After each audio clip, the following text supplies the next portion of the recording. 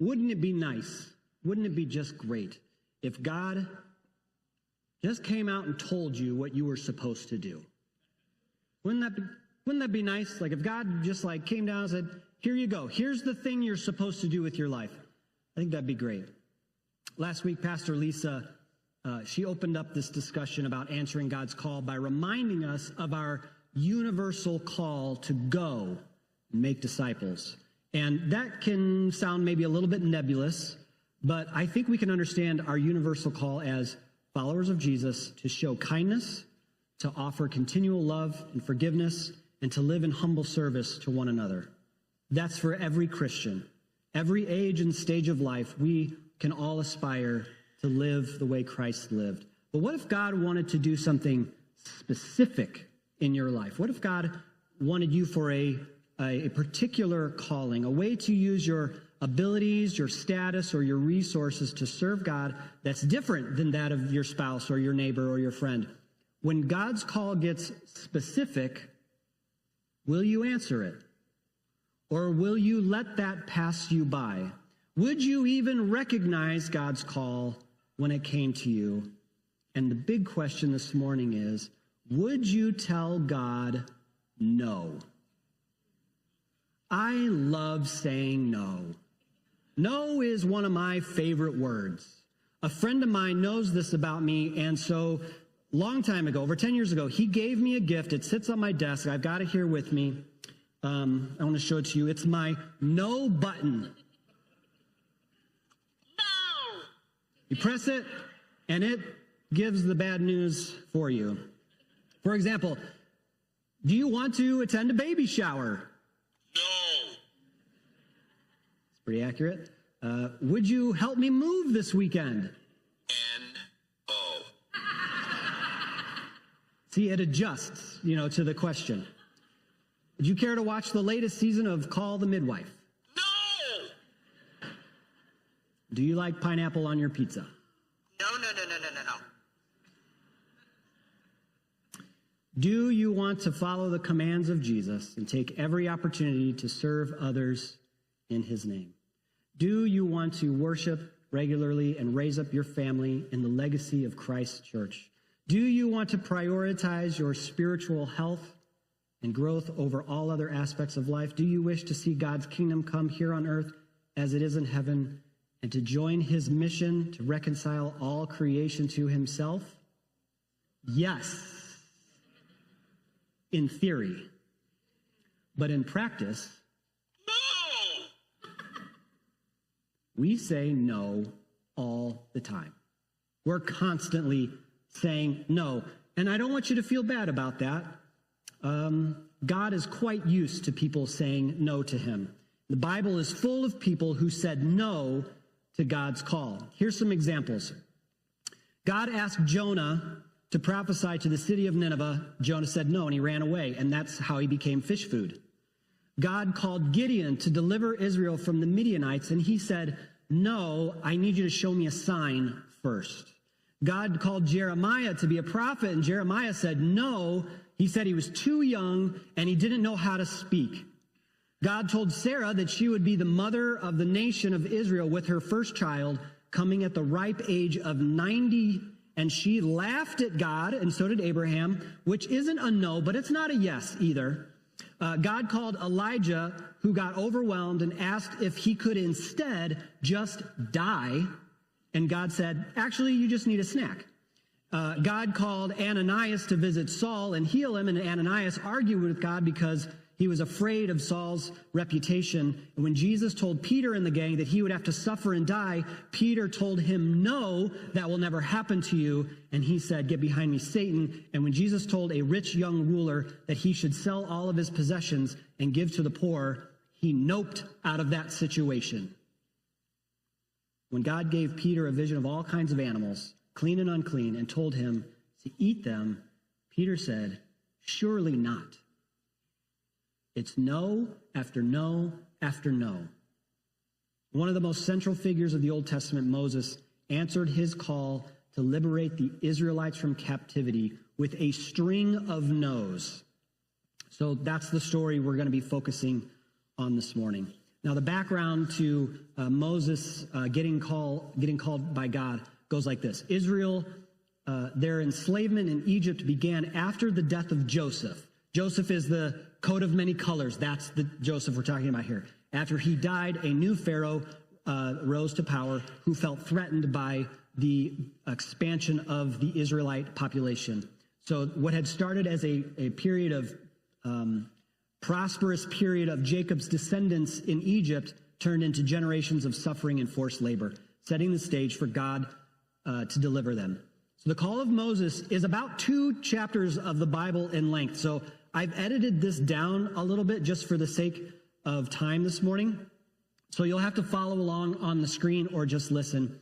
We're starting in Exodus chapter 3. It says, "Now Moses was tending the flock of Jethro, his father-in-law, the priest of Midian, and he led the flock to the far side of the wilderness and came to Horeb, the mountain of God. There the angel of the Lord appeared to him in flames of fire from within a bush.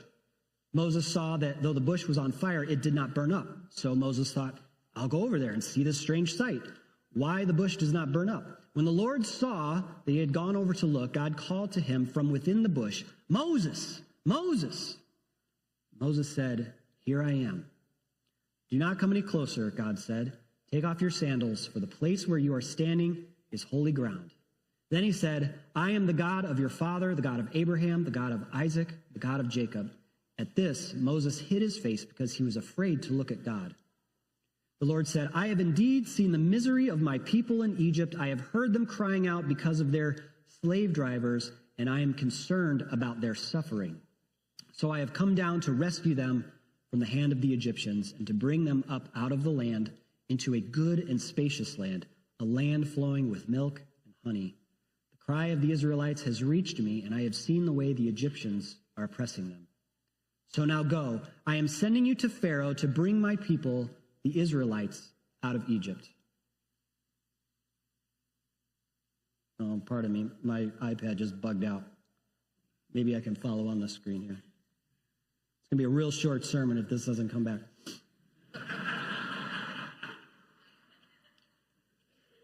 But Moses said to God, Who am I that I should go to Pharaoh and bring the Israelites out of Egypt? God said, I will be with you, and this will be a sign to you that it is I who have sent you. When you have brought the people out of Egypt, you will worship God on this mountain. Moses said to God, Suppose I go to the Israelites and say to them, The God of your fathers has sent me to you, and they ask me, What is his name? Then what shall I tell them? God said to Moses, I am who I am. This is what you are to say to the Israelites. I am has sent me to you. Moses answered, What if they do not believe me or listen to what I say? Don't listen to me when I say the Lord did not appear to you. Then the Lord said to him, What is in your hand? A staff, he replied. The Lord said, Throw it on the ground. Moses threw it on the ground, and it became a snake, and he ran from it. Then the Lord said to him, Reach out your hand and take it by the tail. So Moses reached out and took a hold of the snake and turned it back to his staff in his hand. This, said the Lord, is so that they may believe that the Lord has appeared to you. Moses said to the Lord, Pardon your servant, Lord. I have never been eloquent. I am slow of speech and tongue. Then the Lord said to him, Who gave human beings their mouths? Who gives them sight or makes them blind? Is it not I, the Lord? Now go, I will help you speak and will teach you what to say. But Moses said, Pardon your servant, Lord. Please send someone else. Then the Lord's anger burned against Moses, and he said, What about your brother Aaron, the Levite? I know he can speak well. He is already on his way to meet you. You shall speak to him, put words in his mouth. I will help both of you speak and will teach you what to do. This is the word of God for the people of God. Now, as we dive into this story, I want to keep in mind that it is highly unlikely that you will receive a call from God in this particular way. As far as we know, there was only one burning bush. There's only one talking donkey, only one disciple that walked on water. God's call manifests itself differently to everyone, so don't get too hung up on like the supernatural elements of the story. Instead, I want to focus on the incredible humanity that is in this story. When I look at Moses' response, I see the most basic human insecurities that are lurking inside every single one of us. His no comes from fear, reluctance, and doubt, and I think that we can overcome these things in our life. So the first no is Moses says, I am unworthy. Essentially, that's what he's saying. I am unworthy. Now, because my whole career has been working in the church, I've asked a lot of people to do a lot of things. I've asked them to serve in the choir, serve in the praise team, or to come help clean up after an event, or go on a mission trip. I've invited people to work alongside me in a lot of different contexts. And when I do that, the response I get from most people is, why me? Why would you choose me? What I infer from that is, I'm not worthy of that. And I love it when people ask, why me? It gives me the opportunity to tell them what I see in them, the gifts that I see shining through. It lets me encourage them to be a partner in ministry, and it clues me in that there's at least a level of humility buried in there somewhere. And if we're doing this right, the whole faith thing, when we receive God's call, we should feel a little bit unworthy. I think that's by design. When Moses asked God, who am I that I should go to Pharaoh? God assures him, he says, I will be with you. Moses' unworthiness doesn't matter to God because God is with him. If you feel unworthy of God's call in your life, it's okay. God is with you. You aren't worthy. God is worthy. That's the point. So when God goes with you, there is no calling that is too high. No, number 2 is, I'm not ready. When I read this exchange between God and Moses, I'm reminded of so many people who felt like they just didn't know enough about God to accept his calling. It reminds me of a guy I had a conversation with here at church. He used to go to this church, and he was sort of interested in joining a small group. And then he confessed to me, I don't think I know enough about the Bible to participate in a small group. That's ironic to me. And some of that, I think, is on us. That's on the church. Like, we should be communicating. A small group is for anyone, no matter where they are on their spiritual journey. Or maybe that's on us for not providing a space that felt like this is for beginners. But also, come on, man. The whole point of going to a small group is because that's where you learn about God. That's like saying, well, can't go to the doctor, I'm not healthy today. That's why you gotta go. There isn't a threshold of understanding or knowledge for God to use you to further his kingdom. Sometimes we joke around here that the biggest qualification for a volunteer is if they have a pulse.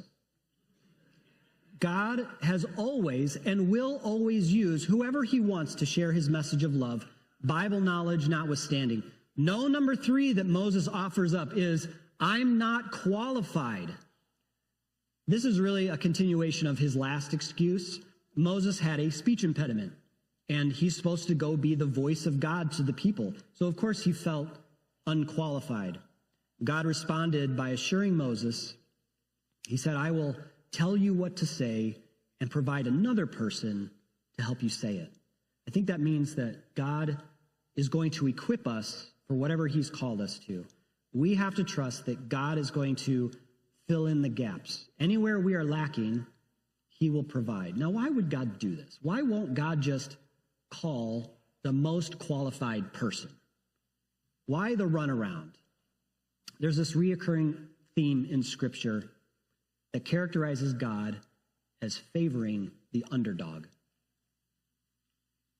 God uses the weak to do great things. In our weakness, he is strong. In 2 Corinthians, Paul was writing about a thorn in his flesh. You've probably heard that phrase before. He said, I prayed that God would take it away, and this is how God responded.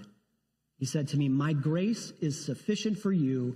My power is made perfect in weakness. Therefore, I will boast all the more gladly about my weakness, so that Christ's power may rest on me. That is why, for Christ's sake, I delight in weaknesses, in insults, in hardships, in persecutions, in difficulties. For when I am weak, then I am strong. To help fill in the gaps for Moses, God recruits his brother Aaron to assist. It's a reminder to us that when we answer God's call, we can be certain that others will join us. a few years ago when some of the ministries around the church were sort of emerging out of the COVID restrictions.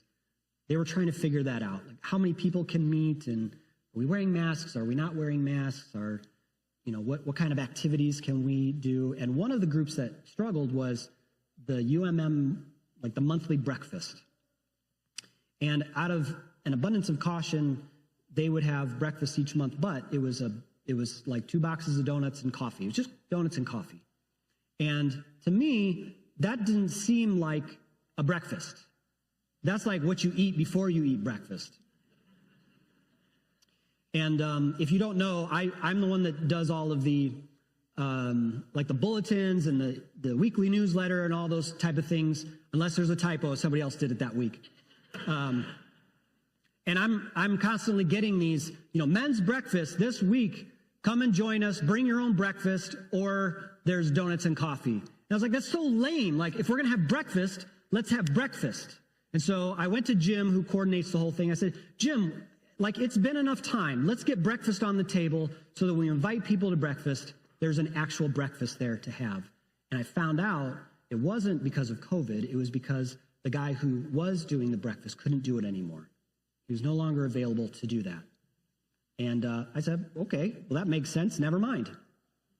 But after that conversation, I started to get this feeling, we'll call it like a nagging in the back of my heart, saying, Tyler, you could do that. You should help with that. And so I've been serving once a month ever since then, making breakfast for the men's breakfast. It's a decision that I regret every single Saturday.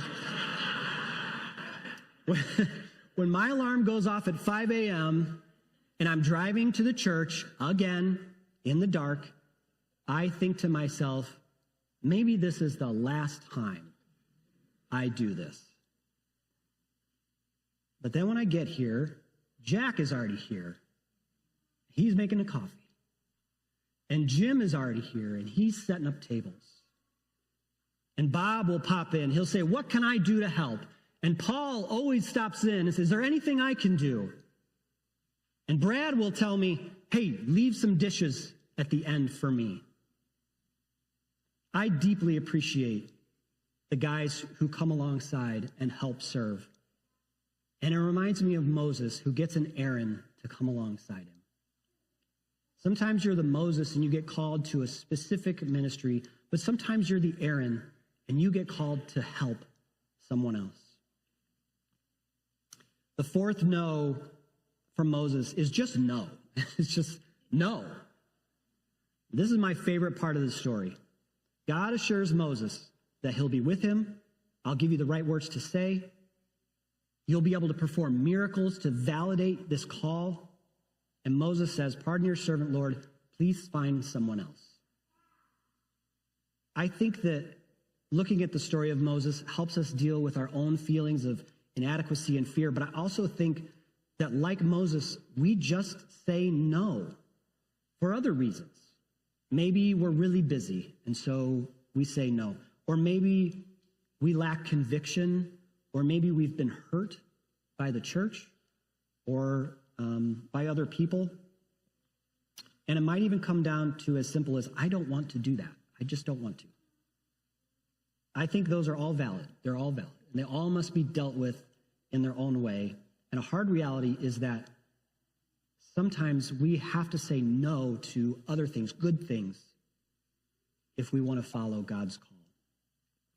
If I could give you one piece of advice about answering God's call, it would be to put a yes in your heart so that you're ready when God calls. Reserve a yes, even if it's just one. Reserve a yes specifically for when you get that holy nagging to do something for God's kingdom. When Michelle and I first started dating, our second date, we went disc golf. And we were chatting about it on the phone. And Michelle says, oh, and there's this Thai restaurant that I'm really interested. Wouldn't that be, we should go check that out. And I said, that sounds great, but in my heart, No. was a big fat no. Now, at that season of my life, if it wasn't meat and potatoes or wings or burgers or pizza or tacos or fettuccine Alfredo, I was probably not eating it.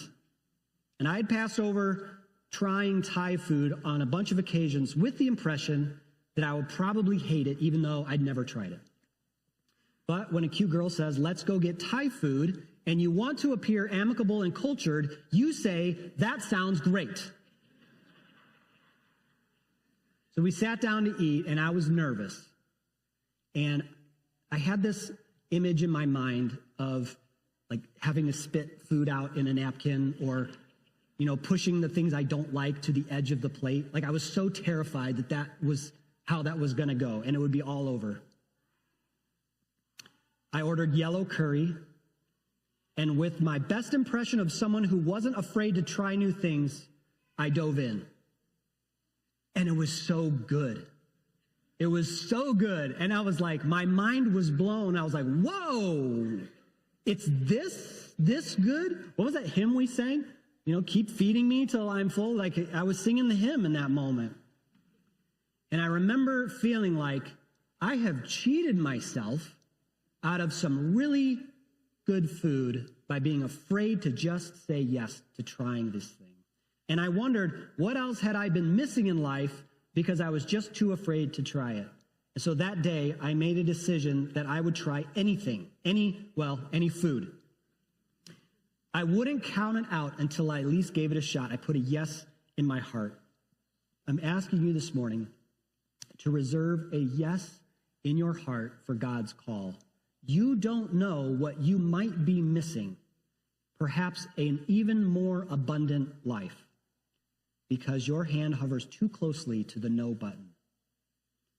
I've had to learn to do this very thing at our church. And it's difficult because I'm paid to be here. And that is a conflict for me. So what I do is I try to reserve a yes for things that are outside of my scope of my job, or things that I'm not qualified for, or things that I don't feel worthy of. And to be honest, some things I don't even want to do, because when God calls, I want to have a yes ready in my heart. Now, the church can help you answer God's call. And Lisa's going to talk a little bit more about that next week. But I want to point out a tool for you this morning. We have some forms that are in the back of the pew there. They're just sort of dangling there. They're volunteer forms. And something on that form may be a thing you're called to do. Almost everything on that paper is a no. You should be saying no to almost everything on that paper, and including everything. You can't say yes to everything, obviously. And I'm not even convinced that anything on there is what God is calling to you, but maybe that's a start, to just know what are some ways that you could serve. And I'm not saying start filling it out. I'm just making you aware of it, to consider whether serving the church could be a part of God's call for your life. Perhaps this house of prayer, this house of worship, could address a holy nagging in your life. Now, I will always advocate for your involvement at First Church because I believe in our mission. But my advocacy is not the same as God's call. Those things may overlap from time to time, but me urging you to get involved in First Church is not the same as God's call. So I want to leave you with this. Overcome any reluctance, fear, or doubt or worry by trusting that God is with you. He will provide all that you need and will raise up others to share in your ministry. And together, with a yes in our hearts, we will be the light of Christ to the world that we are called to serve. Let's bow and pray together. Heavenly Father, we ask that you reveal your will for our lives and guide us in hearing your voice clearly. Help us to serve confidently, following the unique calling you have placed on each of us to be love and light to our community. Bind us together in unity so that we may live out our mission with purpose, holding us together, holding us accountable, and supporting each other in times of need. Strengthen us to reflect your love in all we do. Amen.